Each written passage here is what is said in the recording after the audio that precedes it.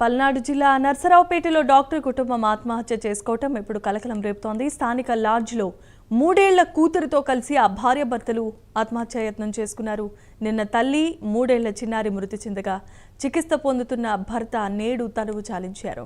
నాదెండ్ల మండలం సాతులూరుకు చెందిన గోపి శంకర కుమారి 5 ఏళ్ల క్రితమే లవ్ మ్యారేజ్ చేసుకోగా 3 ఏళ్ల క్రితమే పాప పుట్టింది. పుట్టుకతోనే పాపకు డౌన్ సిండ్రోమ్ సమస్య ఉంది. దీంతో మనస్తాపానికి గురైన ఫ్యామిలీ నిన్న లాడ్జ్లో మత్తు ఇంజెక్షన్ చేసుకుని ఆత్మహత్య చేసుకున్నారు. ఆత్మహత్యకు ముందు తన వాట్సాప్లో గోపి ఒక స్టేటస్ పెట్టినట్లుగా కూడా తెలుస్తోంది.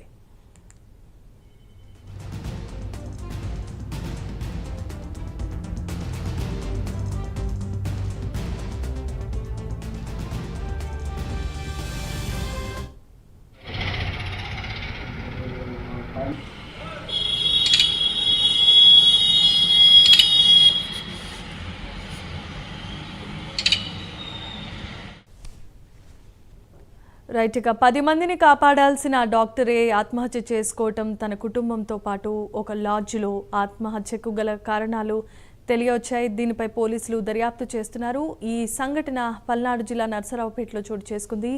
ఇదే అంశానికి సంబంధించి మరిన్ని అప్డేట్స్ అందించడానికి మా కరెస్పాండెంట్ గుంటూరు నుండి రవికృష్ణ సిద్ధంగా ఉన్నారు. రవికృష్ణ, చెప్పండి.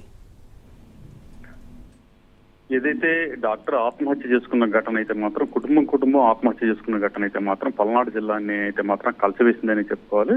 ఈ ప్రధానంగా కూడా నాదెండ్ల మండలం సాతులూరుకి చెందినటువంటి డాక్టర్ గోపి, ఈయన భోపాల్ ఎయిమ్స్ లో ఎనస్థెషనిస్ట్ గా మత్తు డాక్టర్ గా కూడా వర్క్ చేస్తూ ఉన్నాడు. అదే హాస్పిటల్లో కుమారి అనేటువంటి నర్స్ తో 5 ఏళ్ల క్రితం వివాహం అయింది. ఈ నర్సుది అనంతపురం జిల్లా. వీళ్ళిద్దరికీ కూడా 3 ఏళ్ల పాప. ఆ 3 ఏళ్ల పాపకి సంబంధించి ఆమెకి వైద్యం లేనటువంటి వ్యాధితో బాధపడుతున్నటువంటి పరిస్థితి, డౌన్ సిండ్రోమ్ అనేటువంటి క్రిటికల్ అయినటువంటి వ్యాధితో బాధపడుతున్నటువంటి నేపథ్యంలో అనేక రకాలుగా కూడా ఆ పాపను కాపాడుకునేందుకు డాక్టర్ కుటుంబం అయితే ప్రయత్నం చేసింది.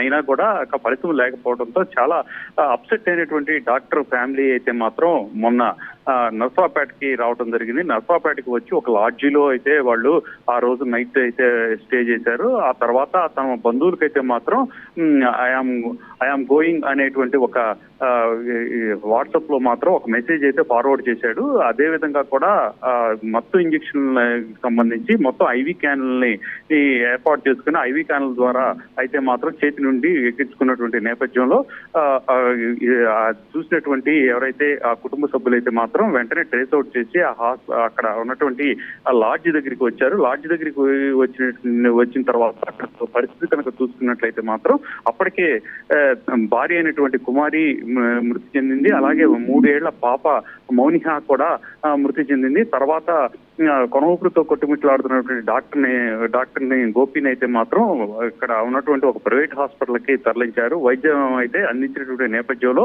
ఈ రోజు ఉదయం అయితే మృతి చెందడం అనేది కుటుంబాన్ని అయితే కలిసివేస్తున్నటువంటి పరిస్థితి అని చెప్పుకోవాలి. ఎంతో అన్యోన్యంగా ఉన్నటువంటి కాపురంలో ఒక్కసారిగా కూడా ఈ ఆత్మహత్య చేసుకుని కుటుంబం కూడా మృతి చెందినటువంటి సంఘటన ఏదైతే ఉందో అదైతే మాత్రం బంధువులతో పాటుగా కూడా మొత్తం జిల్లాని కలిసివేస్తుందని చెప్పుకోవాలి. Right, thanks for the updates Ravikrishna.